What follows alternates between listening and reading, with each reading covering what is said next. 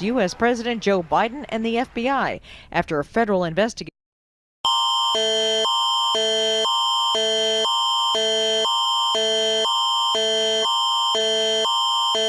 This is a Manitoba emergency alert.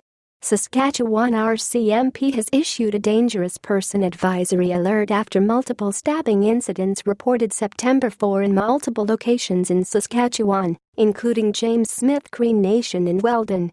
2 male suspects may be traveling in a black Nissan Rogue with Saskatchewan license 119 MPI. Whereabouts are unknown. An alert is being extended to Alberta and Manitoba. For photos, descriptions and updates visit https://alert.rcmp.ca/sk/L7 and HDQ5REN. The public should take appropriate precautions.